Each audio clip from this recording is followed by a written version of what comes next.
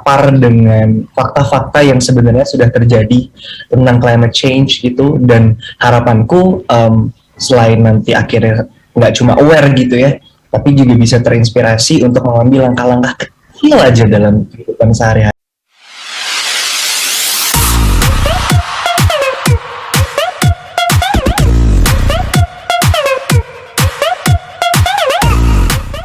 Tiga bawain dulu ya. Ada. Inspirasi kita semua nantinya ya hasil sharing-sharing ini. Nah, pertanyaan pertama aku nih, yang paling penting apa sih yang pertama ada di benak kamu nih Angela ketika mendengar kata perubahan iklim? Yang pastinya sedih banget ya setiap aku mendengar climate change atau perubahan iklim, karena aku selalu merasa ini bukan bumi yang seharusnya manusia tempati gitu. Semuanya udah kompleks, kita benar-benar udah hidup jauh dari yang sebenarnya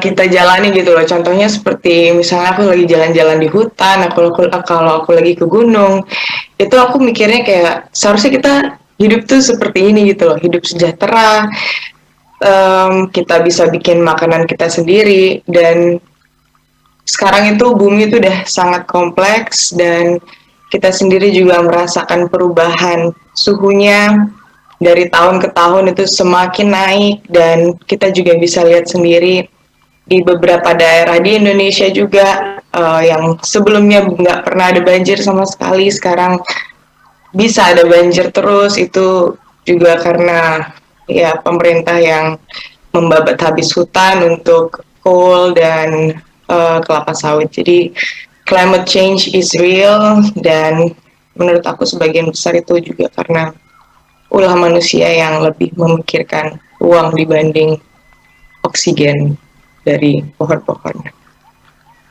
Oh, lebih mementingkan uang daripada oksigen, itu benar-benar membuat aku juga miris nih Angela yang mendengarnya.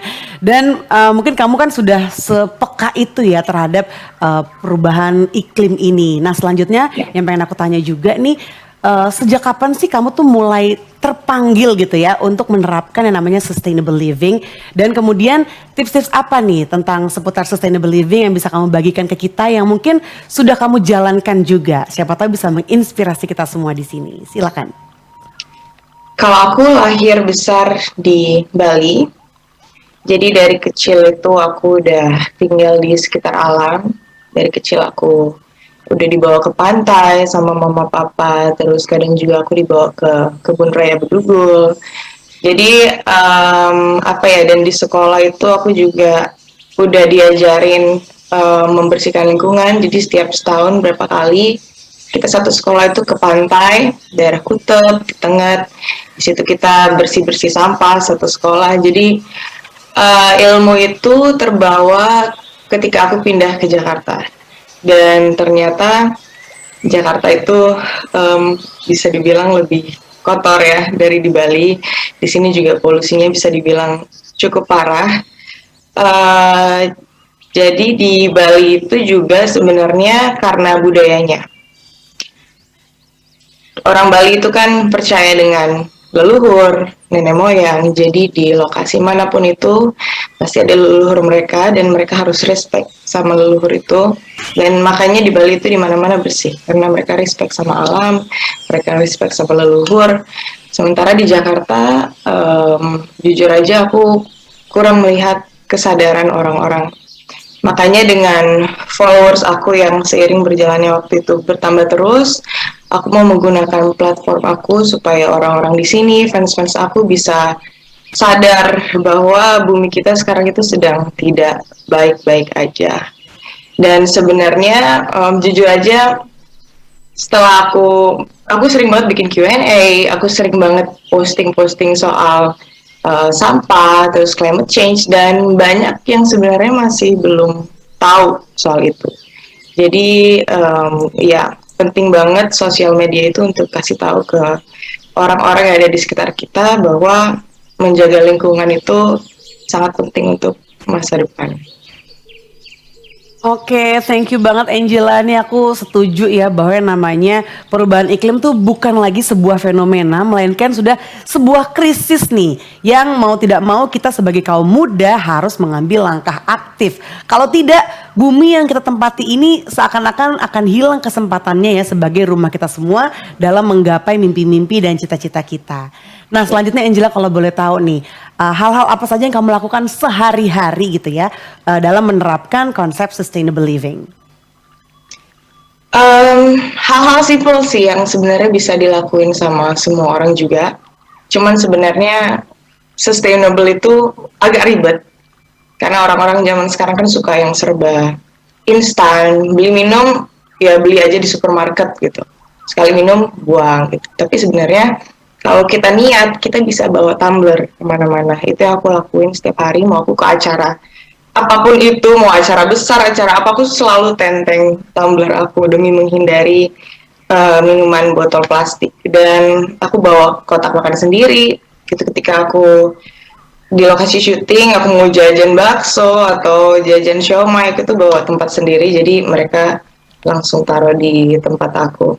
Terus tas belanja itu udah sebuah kewajiban. Kalaupun aku lupa, mereka tawarin plastik, aku tetap nggak mau. Aku taruh barang-barangnya di tangan aku, walaupun tangan aku udah full, aku usahakan bawa pakai tangan aku sendiri gitu. Dan kalau untuk di rumah, sebenarnya aku udah nggak menghasilkan sampah kamar mandi. Jadi untuk lap-lap aku pakai ada waslap, ada handuk kecil juga. Terus abis itu untuk hapus makeup aku pakai makeup remover pads. Jadi ini ada pads yang cuma dikasih air itu makeup kita bisa hilang semua. Jadi aku udah nggak pakai toner atau penghapus makeup dan segala macam itu, dan kapas juga aku udah nggak pakai.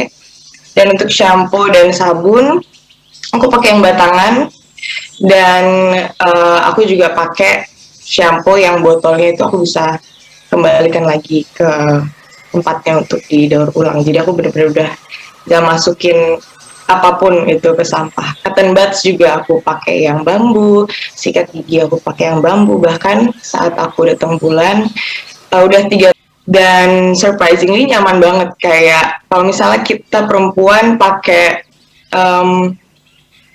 pakai pembalut biasa itu pasti ngerasa nggak nyaman kan, tapi kalau kita pakai kain itu rasanya kayak kita nggak pakai apa. Jadi itu nyaman banget dan aman, nggak pernah bocor ternyata. Lalu untuk sampah dapur, aku juga udah Memang menggandeng Teens Go Green, kemudian juga Carbon Ethics, karena memang mereka itu terdiri dari anak-anak muda juga yang otomatis ini mewakili suara kaum muda gitu kan, yang pastinya punya peranan penting dan punya efek yang besar gitu ya untuk saat ini nih dalam menangani isu perubahan iklim. Kalau gitu langsung saja. Nah, kelihatannya kayak wow, itu pasti udaranya crispy banget kayaknya kalau di situ. Crunchy crispy dong. Nah Iqbal, kalau boleh tahu di sana lagi jam berapa sih nih Bal? Udah siang ya? Di sini ya sekitar mau jam 2 di sini. Oh udah mau jam 2, udah makan siang dong kamu ya?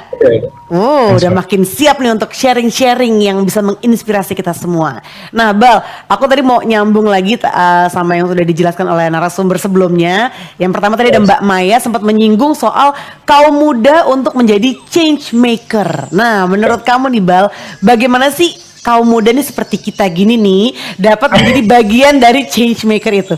Kok kamu ketawa Bal? Aku kan beneran. Ya aku setuju banget, aku ketawa Mbak Nari. Silakan. Gimana menurut kamu kita bisa jadi bagian dari change maker itu? Thank you buat pertanyaannya. Sebelumnya halo buat teman-teman media yang hari ini hadir. Thank you so much for having me. Tadi pas dengar tentang statement Mbak Maya bahwa generasi muda adalah penduduk bumi yang paling banyak saat ini, dan kita adalah orang-orang yang memang seharusnya mulai membuat perubahan tentang climate change ini. I couldn't agree more with that. Karena aku percaya bahwa apapun yang kita tanam hari ini, maka aku dan generasiku nanti nggak akan merasakan impact-nya gitu di masa depan. So it's really important buat kami, buat para generasi muda, untuk bisa mulai sekecil mungkin dalam kehidupan sehari-hari gitu ya, untuk bisa berkontribusi untuk meminimalisir um, uh, climate change gitu dari kegiatan manusia yang kita lakukan. Karena kalau misalnya bukan generasi muda, aku nggak tahu sih gimana caranya climate change bisa bisa dicegah gitu. Karena harus kita yang mulai, harus kita yang menginspirasi, harus kita yang mengedukasi. Dan ini bukan sesuatu yang mudah sih. Ini aku paham betul, climate change communication is not something easy, tidak mudah untuk bisa menyuarakan ini, tidak semua orang berani untuk menyuarakan ini, tapi harus dimulai gitu, harus dimulai dari diri sendiri, dari kita, dari generasi muda. Dan semoga aku dan platformku,